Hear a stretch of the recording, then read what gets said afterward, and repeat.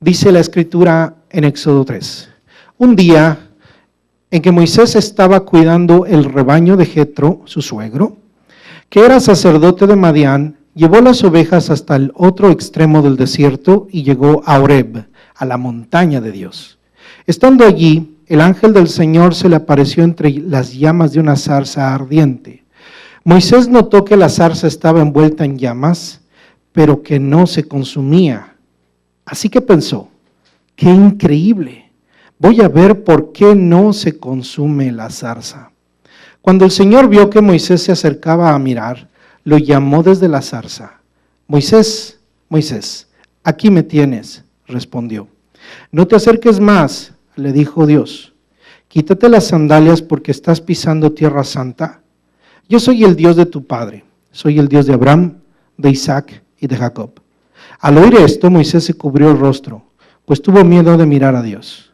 Pero el Señor siguió diciendo, ciertamente he visto la opresión que sufre mi pueblo en Egipto. Los he escuchado quejarse de sus capataces y conozco bien sus penurias.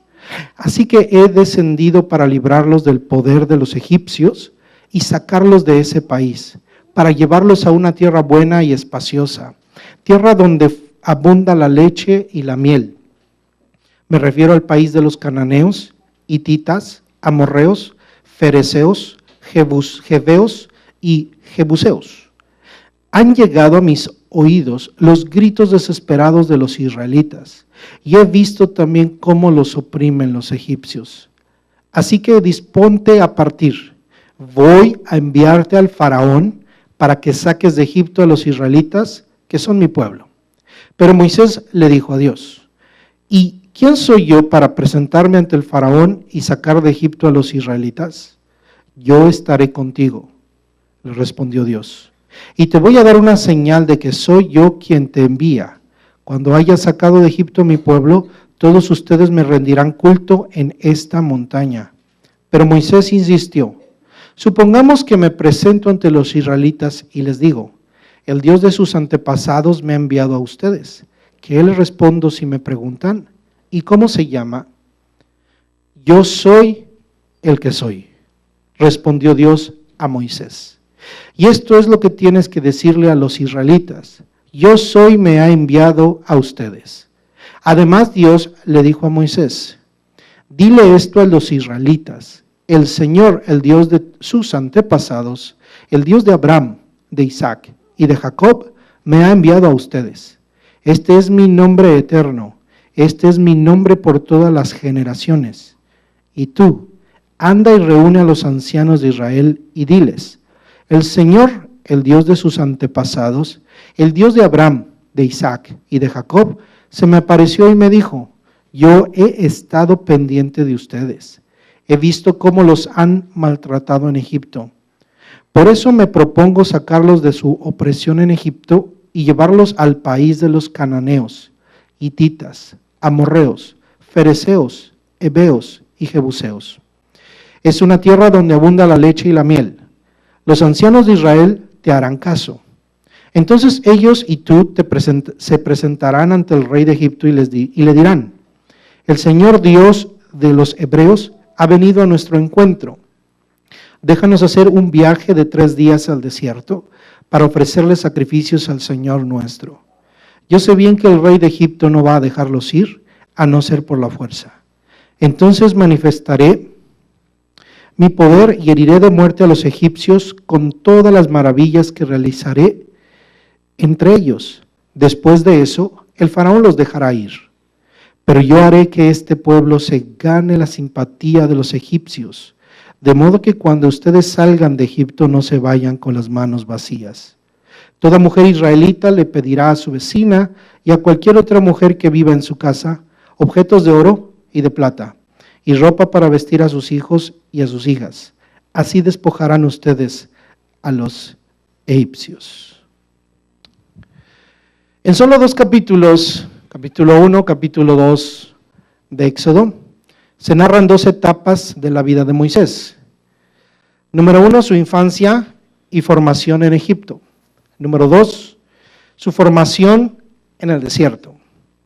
Ambas fueron partes del proceso de Dios para formar en él un siervo listo para ser un instrumento de liberación para el pueblo de Dios. 40 años le dieron una formación intelectual y de liderazgo en Egipto. 40 años más en el desierto de Madián le dieron una formación como pastor de ovejas que no eran de él. El versículo número 1 nos aclara esto. Dice la Biblia que él apacentaba las ovejas de su suegro, y estas ovejas no eran de él. ¿De quiénes eran? De su suegro, Jetro, sacerdote de Madián. Así que en este versículo iniciaría una nueva etapa de pastoreo para Moisés.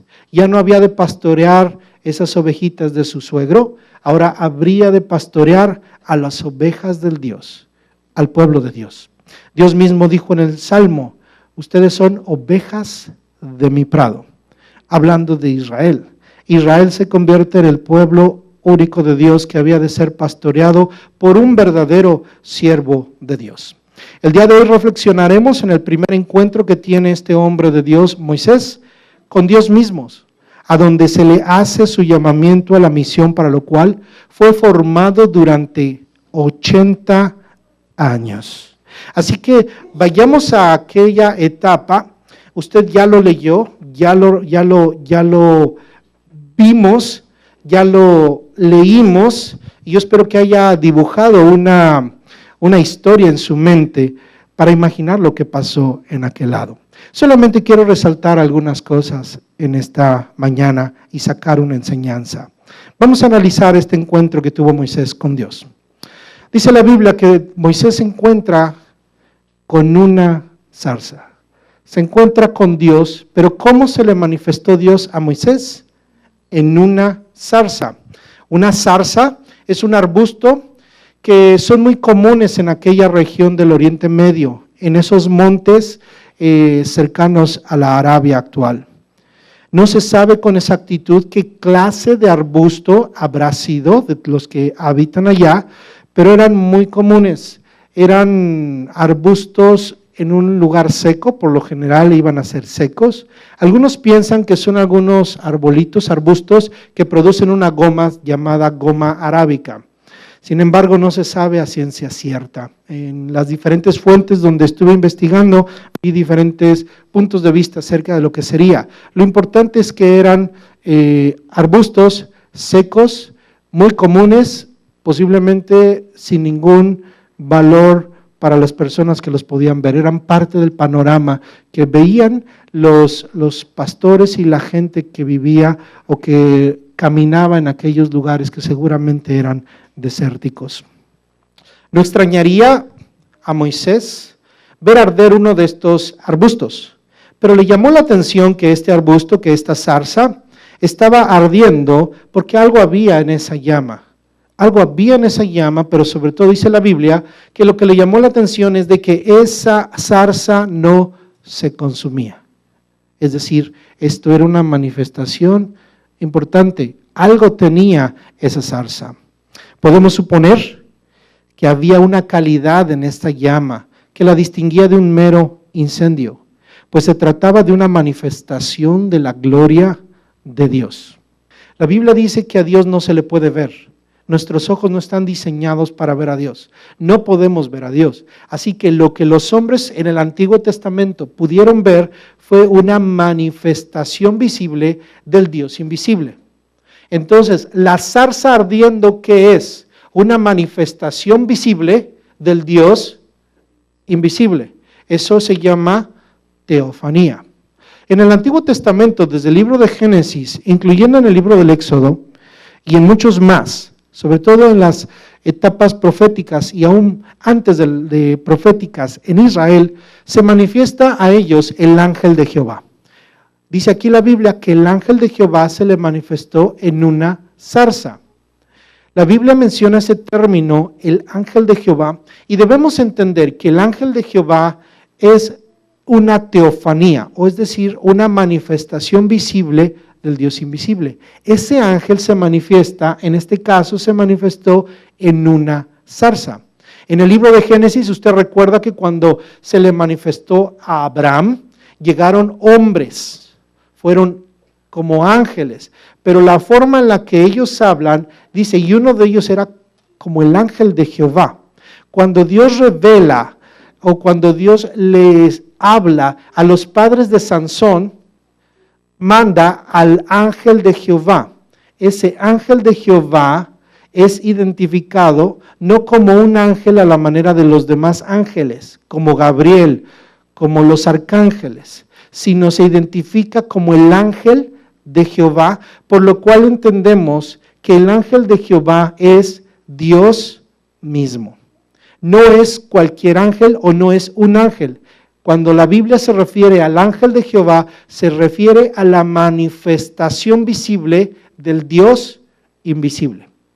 Ahora bien, se ha entendido que el ángel de Jehová o cualquier manifestación visible de Dios es el Hijo, la segunda persona de la Trinidad, se identifica con Cristo. Hay muchísimos pasajes que nos hacen identificar el ángel de Jehová con Cristo por las características que se muestran. Por ejemplo, el ángel de Jehová no puede ser un ángel porque es identificado o es reconocido como Dios. Se llama Dios a sí mismo. Cuando habla de sí mismo, se refiere a sí mismo como Dios. Además que recibe adoración y habla con autoridad divina.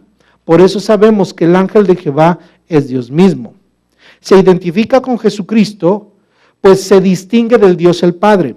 Se diferencia de los ángeles, puesto que acepta adoración, recibe un título mesiánico, se le describe como redentor, se le anuncia como ángel del nuevo pacto y se le iguala con la dignidad de Cristo. Por lo cual entendemos que siempre que usted lea el ángel de Jehová en la Biblia o una manifestación visible del Dios invisible, se refieren a una manifestación del Hijo, a Cristo en el Antiguo Testamento. Así que, ¿quién se le apareció a Moisés? Dios mismo. Eso es una teofanía. ¿Quién le está hablando de entre la zarza? Dios mismo, el ángel de Jehová. Ahora bien, ¿cuál fue el primer motor que movió a Moisés para acercarse a la curiosidad? ¿Habrá sido la presencia de Dios? Posiblemente no. Lo que acercó a Moisés a la zarza fue la curiosidad. La curiosidad de ver un evento fuera de serie, un evento diferente. En esta ocasión esa zarza no se consumía. Así que se acercó a la curiosidad, pero la razón para acercarse fue cambiada una vez que él pudo escuchar la voz de Dios. Dice la Biblia que una vez que empezó a acercarse, cuando Dios vio que Moisés se acercaba, lo llamó de entre la zarza y le dijo, Moisés, Moisés. Cuando la Biblia utiliza 2 veces su nombre, es un llamado muy particular y muy íntimo. Dios le está llamando de una manera, llamando la atención completa de Moisés. ¿Y cuál fue la respuesta de Moisés? La respuesta de todo siervo de Dios ante alguien que es un Señor. Al escuchar la voz, Moisés pudo entender que eso era algo especial. Eso era divino. ¿Y cuál fue la respuesta de Moisés? Heme aquí. Heme aquí. Aquí ya no encontramos al arrogante Moisés que mató a un egipcio, aquel hombre preparado en Egipto, sino aquí vemos un pastor de ovejas humilde, 80 años, un anciano que posiblemente pensó que iba a morir cuidando ovejas, siendo llamado por Dios.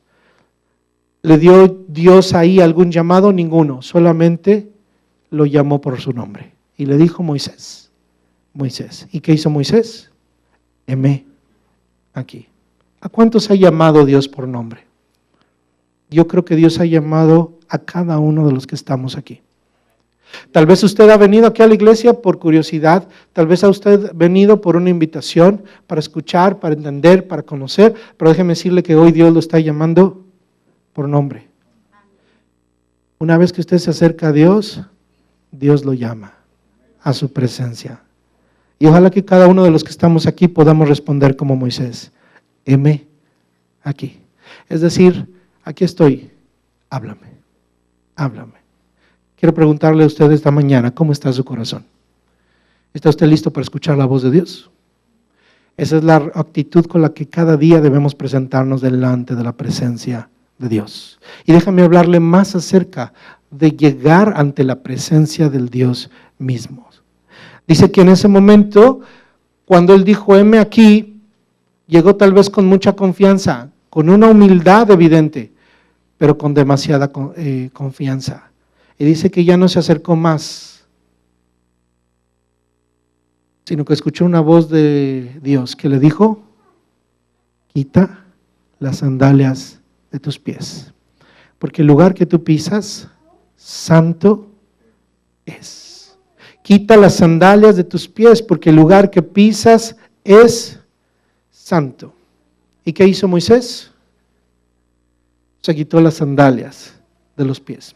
Para que podamos entender lo que sucedió en aquel momento, qué es lo que está haciendo Moisés, es como cuando es una regla de cortesía. Debemos entender que Moisés, al acercarse y escuchar la voz de Dios, en ese momento, cuando le dijo, quita las sandalias de tu pie, pudo notar que estaba delante de la presencia de Dios. Él notó o reconoció la presencia de Dios y una respuesta. La respuesta del hombre cuando está ante la presencia de Dios es una respuesta reverente. La reverencia es la respuesta del corazón del hombre y una respuesta literal y física que se manifiesta ante la presencia de Dios. Eso se llama reverencia. Y hay dos etapas o dos fases en las que manifiesta la reverencia a Moisés, de la cual quiero que aprendamos en esta mañana. La primera es la cortesía. Cuando usted saluda a una persona, la va a saludar con cortesía. Cuando se presenta ante una persona de autoridad, debe saludarla con cortesía. Todas las personas merecen respeto y todas las personas debemos tratarlas con cortesía. Cuando saludamos a una persona, le estamos mostrando cortesía. Cuando reconocemos autoridad, nos referimos a ellas con ese respeto por ser autoridades. Ahora bien, cuando Moisés llega delante de Dios, imagínense, ¿delante de quién está?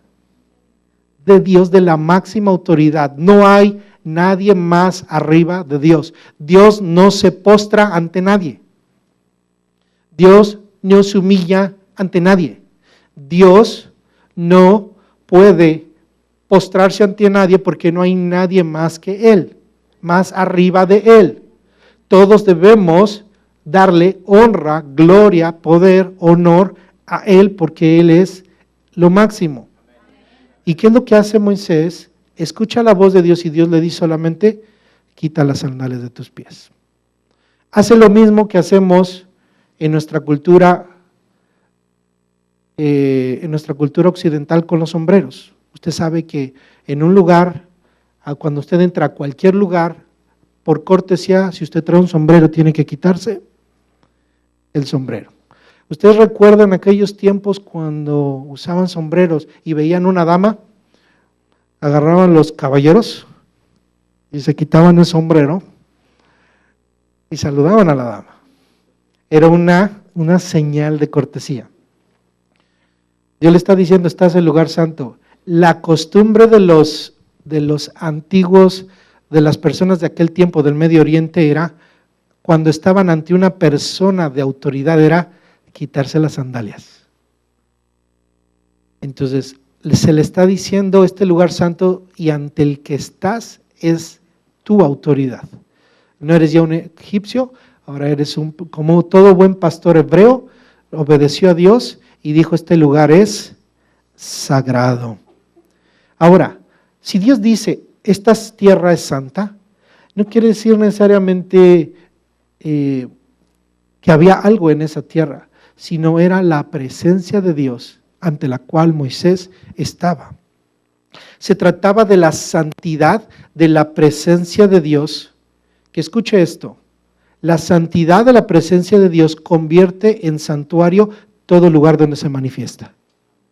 Aquí hay algo que usted y yo tenemos que aprender.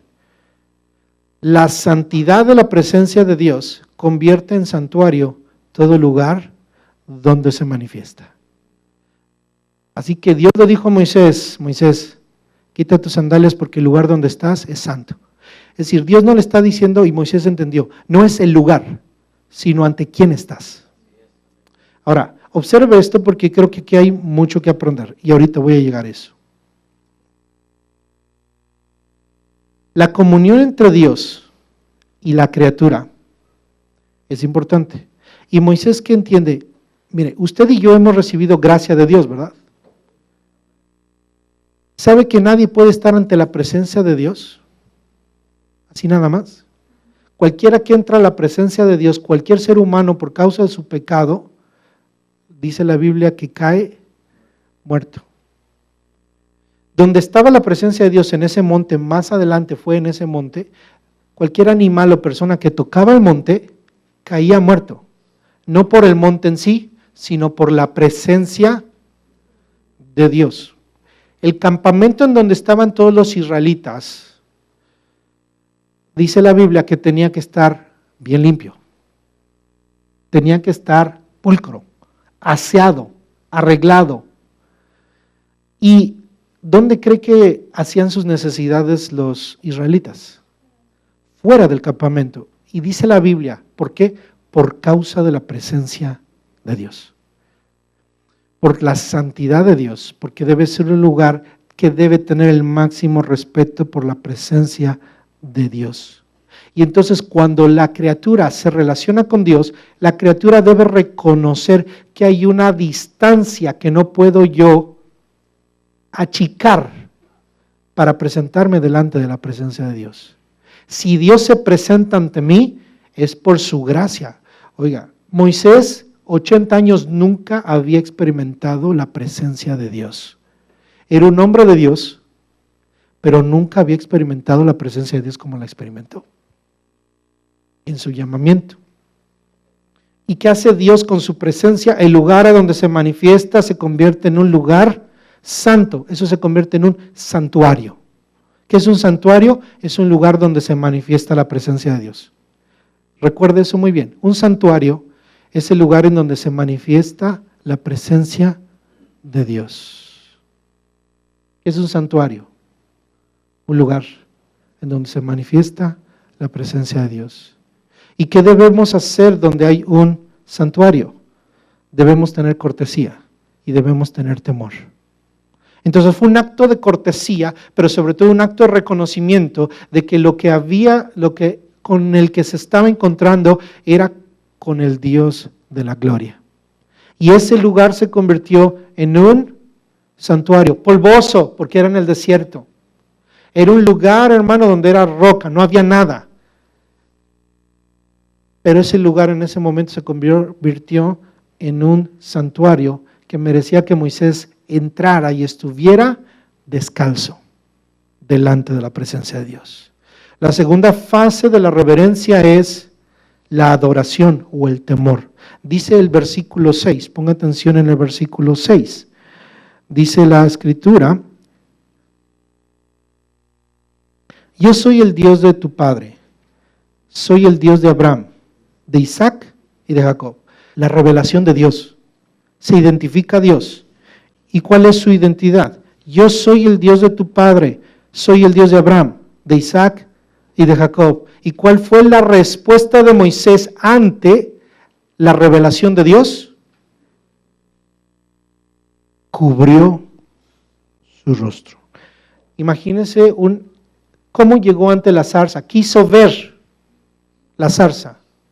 Llegó por curiosidad. Pero ¿cómo terminó acercándose a la zarza, hermano? Descalzo y con los ojos cerrados, delante de la presencia de Dios. Imagínense, es una actitud de adoración, es una actitud reverente, es una actitud ante la cual se debe el hombre presentar ante la presencia de Dios. Hemos dejado de ser reverentes ante la presencia de Dios. Hemos dejado de reconocer la presencia de Dios. Hemos pensado que la presencia de Dios son solamente manifestaciones. La presencia de Dios es más que su manifestación. Y cuando está la presencia de Dios, nosotros necesitamos venir con Él con reverencia y con respeto, porque es la presencia de Dios. Algunos podrán decir, hermano, es que ya no estamos bajo la ley, estamos bajo la gracia. Y yo les respondo, estamos delante de la presencia del mismo Dios. Y déjeme decirle que no tenemos ningún derecho para presentarnos a Dios con esa confianza que usted se imagina, más que aquella que nos da Cristo. Porque dice, acercaos confiadamente al trono de la gracia para encontrar el oportuno socorro. Pero hermano, ¿cuál es la actitud que se espera de nosotros, los que buscamos a Dios? Reverencia. Reverencia. No estamos hablando de un evangelio de no gracia, pero creo que lo hemos abaratado y abaratamos la presencia de Dios. Y cuando abaratamos la presencia de Dios, hacemos del evangelio una religión. Mire, la religión nos enseñó mucho tiempo la reverencia. Yo le pregunto, ¿entraría usted con taconzotes a una iglesia católica de esas de las que tienen una gran acústica sonando los tacones? Yo le aseguro que si usted alguna vez entró a la iglesia católica no lo hacía. Pero las iglesias cristianas sí. En las iglesias cristianas se hace, gloria a Dios por la gracia. Pero hay algo, decimos, es que ellos son religiosos. Y le voy a decir, tengo una noticia, los religiosos somos nosotros a veces, porque no conocemos a Dios. A lo mejor tampoco conocen a Dios en otro lado. Pero es una cosa, hay algo que se nos enseñó, la reverencia. Y yo creo que es algo que debemos entender. Nuestros padres a lo mejor nos dieron una buena educación. Si nos enseñaron a respetar a las mujeres, se nos enseñaron a abrirle la puerta a las mujeres, y a veces nos olvida y somos muy poco caballerosos, poco corteses. Y eso mismo se refleja en nuestro trato con Dios. Pero mire a Moisés y mire la gloria de Dios. Usted se pregunta, ¿por qué no se manifiesta la gloria de Dios? Yo me pregunto, ¿por qué no respeta la presencia de Dios? ¿Sabe cómo se puede saber que se manifiesta la gloria de Dios? Cuando gente cae muerta. En el Antiguo Testamento, cuando la gente que no entra en orden ante la presencia de Dios, cae muerta y hay animales muertos, es porque la gloria de Dios está ahí. Cuando hay egipcios que se mueren y se ahogan en el mar, ahí está la presencia de Dios. Dice, hermano, pero eso no es del Nuevo Testamento. Cuando caen una pareja que se llama Ananías y Zafira en el Nuevo Testamento es porque la gloria de Dios estaba en los apóstoles. Porque le mintieron a Dios, le mintieron al Espíritu Santo. Y dice el libro de Corintios, y muchos duermen por causa de disciplina de Dios, es porque la gloria de Dios está en la iglesia. Y entonces, es del Nuevo Testamento, necesitamos reconocer un poco más de Dios. Creo que estos estudios nos van a ayudar, hermano, a recapacitar en nuestra condición y en cómo vemos a Dios y las cosas de Dios para tomarlas más en serio. Porque debemos tomar las cosas de Dios más en serio. Hemos fallado, hermano, hemos fallado. El temor. Moisés cubrió su rostro como avergonzado y a la vez temeroso de mirar a Dios, porque había seguramente escuchado de sus padres, a Dios no lo podemos ver. Cuando te presentes delante de Dios, ten temor y ten miedo. Ten temor y ten miedo. Déjeme decirle que ahora, cuando usted y yo nos presentamos delante de la gloria de Cristo, no vamos a caer muertos, sino Él nos va a dar vida. Pero ¿cómo debemos presentarnos ante Dios? Con ese mismo temor. Con ese mismo temor. Dice la Biblia, porque nuestro Dios es fuego consumidor. Fuego consumidor. Guarda esa palabra, Dios es fuego. Pero ¿qué pasó con la zarza?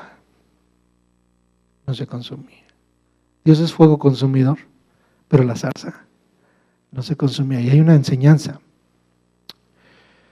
¿Cómo reconoces tú, hermano, la presencia de Dios ante la cual estás? ¿Cómo reaccionas ante la presencia de Dios? Yo quiero, hermano, aplicar de esto de una manera práctica a nuestra vida.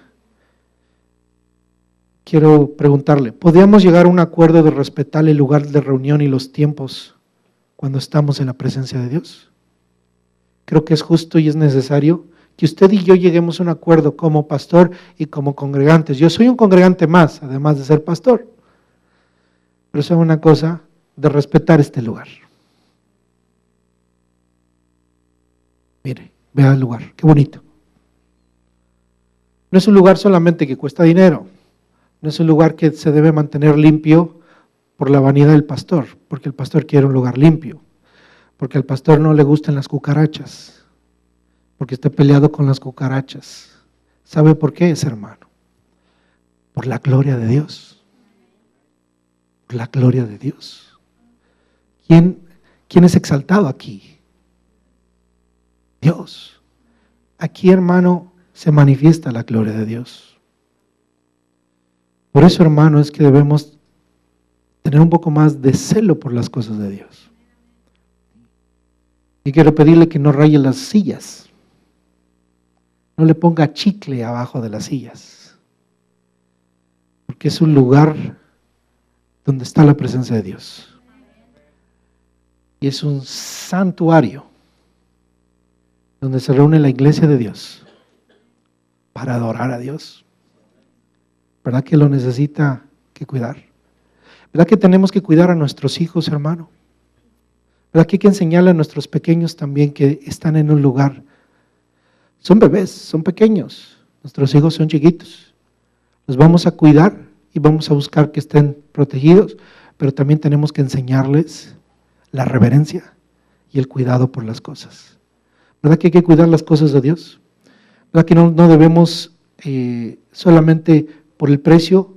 Aquí no estamos, hermano, sale caro, mire, ¿por qué raya la silla? No, no es que salga caro, es que este es el lugar en donde se manifiesta la presencia de Dios.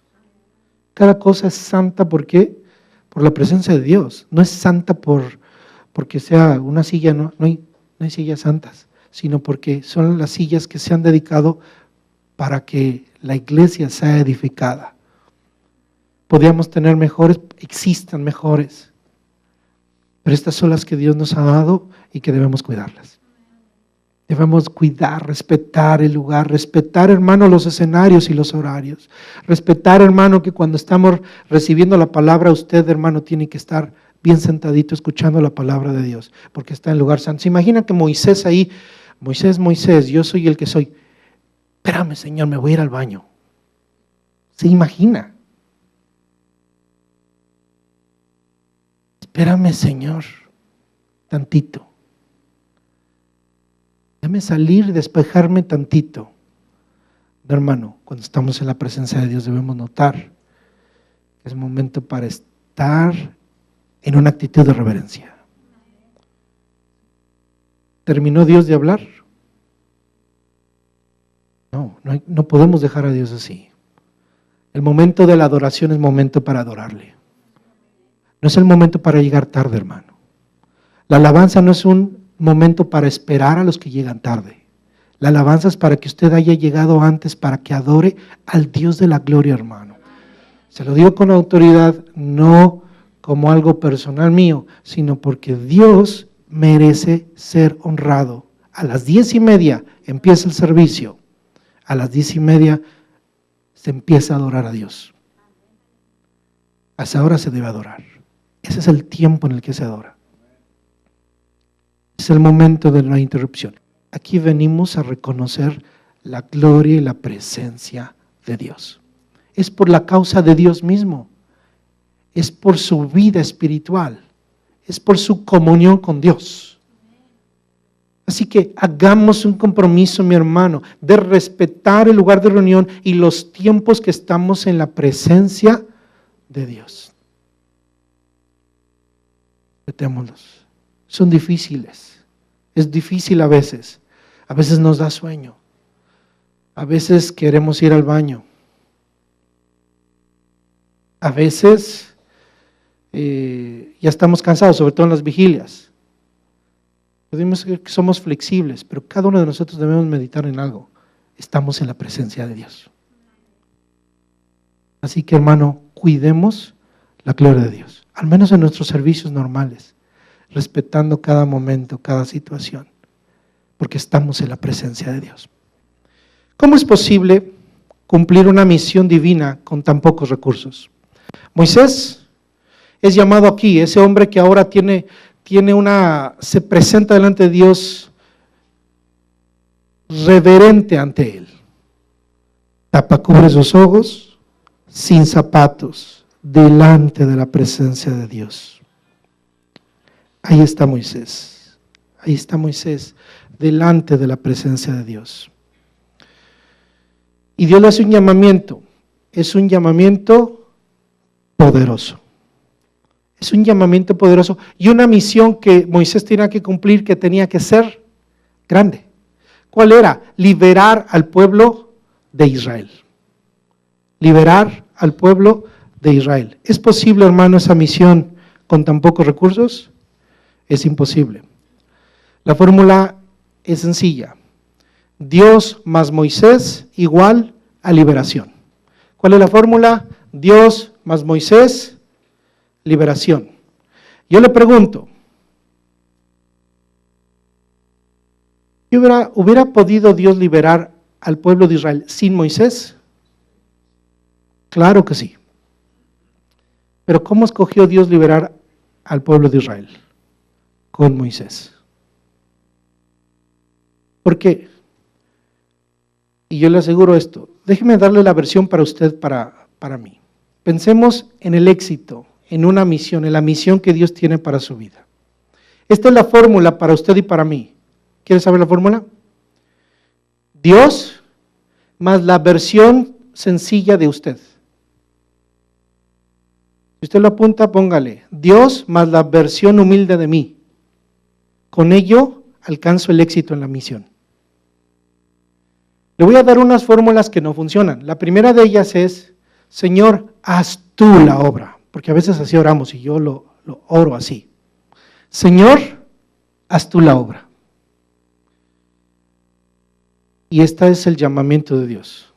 En tu misión necesitas a Dios y la versión más humilde de ti. ¿Sabes por qué a veces las cosas no funcionan? Porque le pasa lo que a Moisés.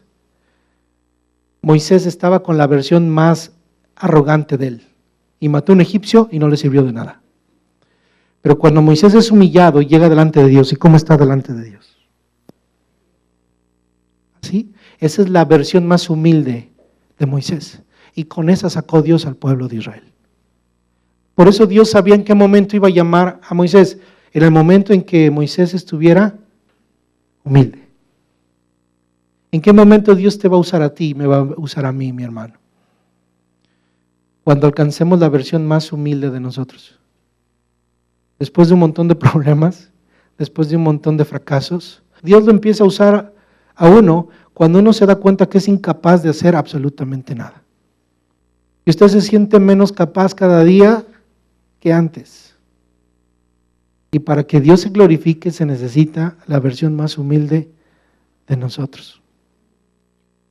Dios más la versión más humilde tuya es éxito.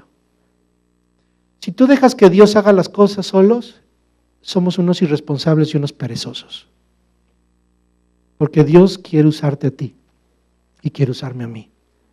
Quiere que andemos por desiertos. Yo sé que no queremos andar desiertos. Yo sé que no queremos vivir incómodamente, pero la única manera que Dios pueda cumplir sus propósitos es que tú camines junto a Él y a donde Él va, no es a donde tú crees que va la corriente. Él va en contra de la corriente. ¿Sabe a dónde estaba mandando Dios a Moisés? A dos cosas. A liberar a Israel. ¿Pero cuál es la segunda? ¿Alguien me puede decir cuál es la segunda? A hablarle a Faraón.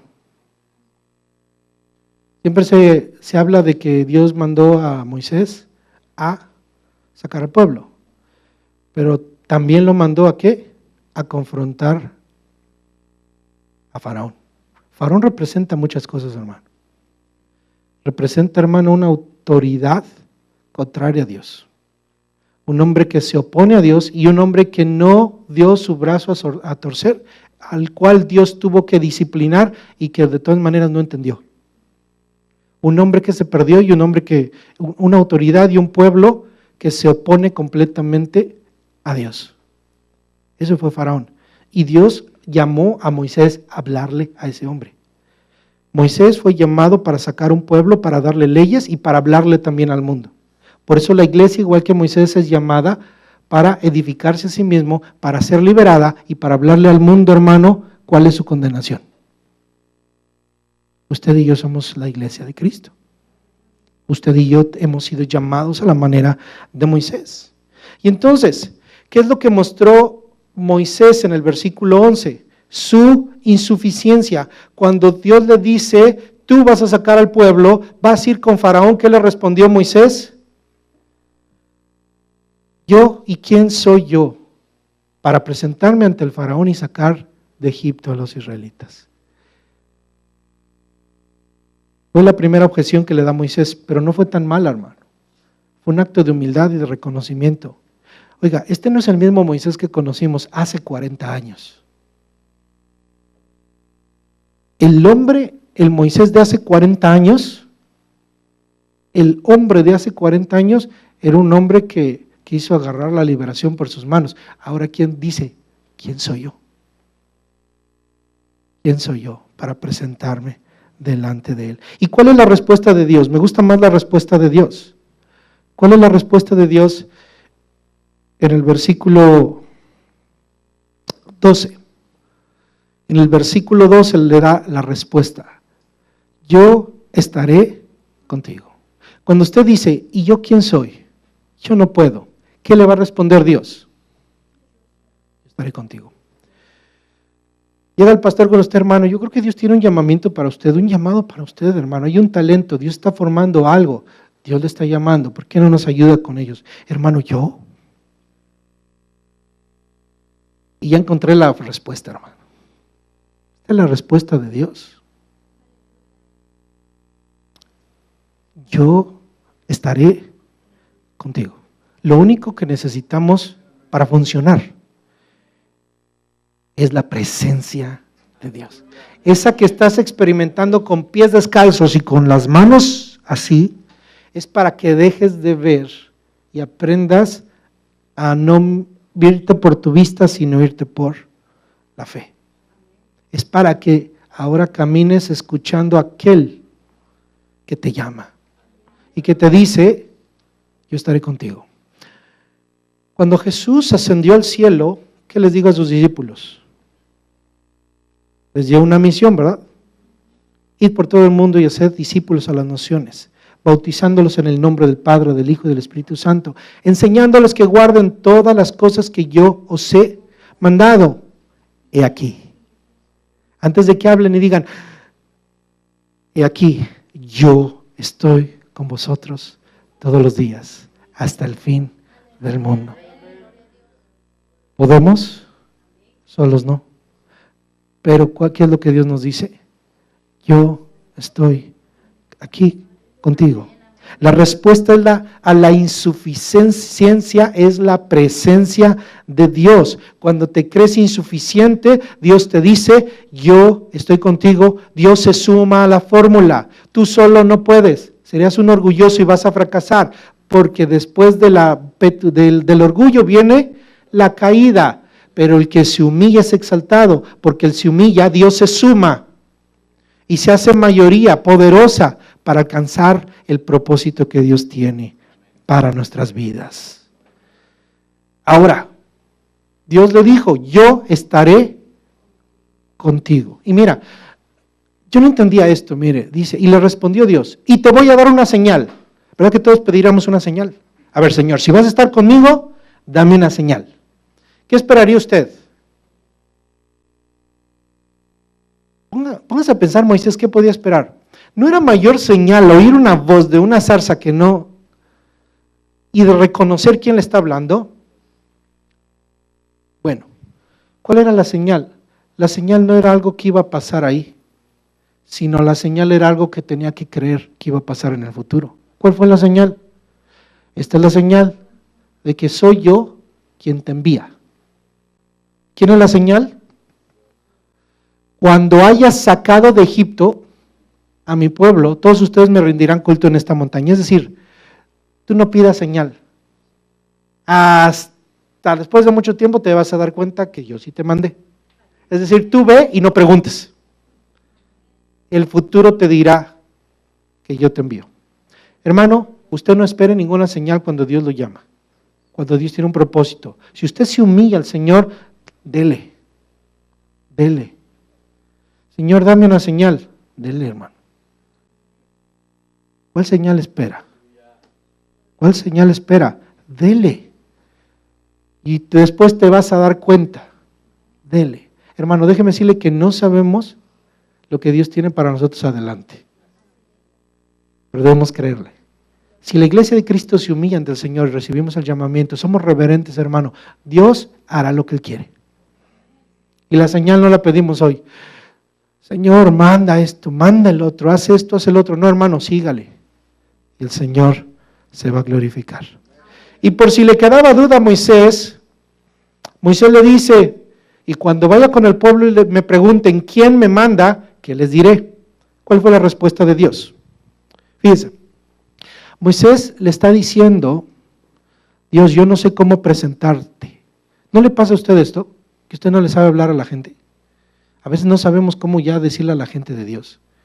Hermano, yo no sé si a usted le pasa, pero a veces yo me siento insuficiente para hablarle del evangelio a las personas. Darle una palabra cuando uno les habla y la gente se queda así como que, ay, qué bonito. ¿No?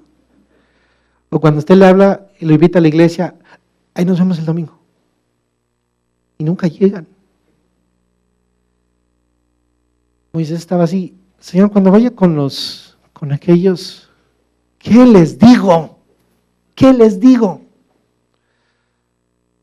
Yo soy. No te preocupes de quién soy yo. Preséntame como el que soy. Yo soy el que soy. Este es el equivalente del nombre Jehová. Ahí aparece por primera vez, o se le revela el nombre de Jehová. El original, el que yo soy significa el que es existente por sí mismo, que no necesita existencia, el que es, simplemente es. En el hebreo ser es algo muy poderoso, muy fuerte, inclusive es difícil para nosotros entenderlo. Entender eso, como yo soy el que soy. ¿Cómo se llama Dios? Yo soy. ¿Cómo se llama el Dios en el que creemos, hermano? Yo soy. ¿Y cómo lo hemos conocido en español? Jehová. En el hebreo, Yahweh. Se cree que era más o menos así la forma en la que se decía, Yahweh. Algunos le llaman Yahvé, pero no es Yahvé, sino Yahweh, con W. No había vocales en el hebreo, entonces nada más eran unas consonantes, se pronunciaba Yahweh, el que es. Yo soy el que soy. Entonces Moisés les llevó ese nombre, un nombre parecido a la raíz hebrea, yo soy el que soy, se llama Yahweh. Así que Jehová, yo soy el que soy. Y significa que es el Dios inefable, aquel que no se puede entender, comprender completamente, que no se deja dominar ni es manipulable, que es infinitamente libre y soberano. Yo soy el que existe por mí mismo, es lo que Dios está diciendo con su nombre. Yo soy eterno e inmutable, no cambio. Dios es Dios. Yahweh es su nombre. Hermano, el nombre Jehová es el nombre propio de Dios. Jehová es el nombre propio de Dios. ¿Cómo se llama Dios? Jehová, Yahweh, el que es. Ese es el nombre de Dios. Entonces, ¿cómo se llama nuestro Dios? Yahweh. O Jehová en el español. ¿De dónde vienen las vocales? Bueno, como no querían, era impronunciable, no querían los hebreos pronunciarlo, entonces en muchas Biblias lo sustituyeron, o en sus traducciones lo sustituyeron por el término Adonai, que significa Señor. Por eso muchas de nuestras Biblias no dice Jehová, sino dice el Señor. Jehová es mi pastor y nada me faltará, dicen algunas. Y unas traducciones dicen, el Señor es mi pastor, nada me faltará. ¿Por qué hay esa diferencia? Porque algunas de las traducciones antiguas, hebreas, no decían el nombre de Dios y lo pusieron el término Adonai, o en el término griego Kurios, que era el término de referirse al Señor, aquel al cual servimos. Pero no hay nada que se compare a su nombre. El nombre es Yahweh. Pero era tan sagrado para ellos que no lo pronunciaban, inclusive no lo escribían. Y entonces por eso es que le pusieron las vocales del término Adonai. El arbusto o la zarza es algo muy humilde, muy terrenal, de poca utilidad en general. Sin embargo, hubo de servir como un instrumento para manifestar la gloria de Dios. ¿Qué escogió Dios para hablarle a Moisés? Una zarza. Y no solo eso, sino que ardía sin que se consumiera. Esto es algo contrario a nuestra experiencia, pero ilustra los caminos de Dios. Esto nos ilustra la gracia de Dios. Para todas las naciones extranjeras, sus dioses cuando se enojaban, acababan con todos. Pero Dios en su ira, Dios se dice es lento para la ira. Hay una ira real en Dios, verdadera, pero hay un amor que ha mostrado, infinito y misericordia, y que muestra su gracia. Entonces, ¿qué representa la zarza? Número 1, a Israel. Dios le está dando una lección objetiva a Moisés y le está diciendo, mira, Moisés, tú vas a sacar un pueblo que no es el gran pueblo, pero que este pueblo reflejará mi gloria. Este fuego, esta presencia de Dios no está en un cedro alto y majestuoso, sino en una zarza punzante que simboliza a Israel, pequeño, muy corrioso y de muy dura cerviz, porque era un pueblo duro, difícil. Pero que Dios estaba con fuego refinando a Israel. No quería acabar con él, sino que lo iba a salvar. Por eso le dije que guardara en su mente que Dios es fuego consumidor, por lo cual podía consumir a Israel. Y lo hizo en algunas ocasiones, pero conservó a su pueblo. ¿Por qué? Porque es un Dios de gracia. Porque había de pasar Israel por un proceso. Dios con su fuego lo que hace en la vida de todo hombre es no acabarlo, sino procesarlo. Dios, la gloria y el fuego de Dios para usted y para mí son un proceso. Si hay problemas para los cristianos, hay muchos, hermanos. Pero ¿para qué van a servir? Para procesarlo usted, para procesarme a mí. Moisés también debió haber entendido en esa zarza y verse reflejado a él mismo. Él mismo había de lamentar su flaqueza y su falta de preparación. De hecho, por eso puso muchos obstáculos, porque sabía que no se sentía capaz, pero Dios le mostró en ese arbusto que, mira, en ese arbusto seco se está manifestando mi gloria, y Moisés había de ser uno como esos. Porque la gloria de Dios es lo que había de brillar en Moisés, no la gloria de Moisés mismo. En esa arca número 3 se encuentra Jesucristo, en esa zarza, se encuentra Jesucristo. El profeta Isaías escribió de él, raíz de tierra seca, no hay parecer en él ni hermosura, le veremos más inatractivo para que le deseemos, despreciado y desechado entre los hombres, escondimos de él su rostro. Eso es lo que dice el profeta de Jesús. ¿Qué vieron en Jesús? Un ser humano. ¿Qué vieron? Un ser humano, al cual los mismos judíos mataron, lo pudieron golpear, lo pudieron lastimar, fue frágil.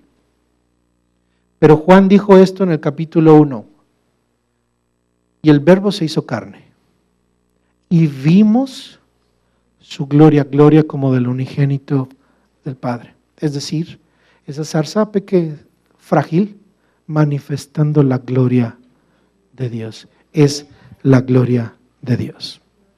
Por último, en esa zarza podemos reflejarnos usted y yo. Dios no te llama hoy para ser consumido, hermano, sino para reflejar su gloria. Quiero que entiendas esto, hermano.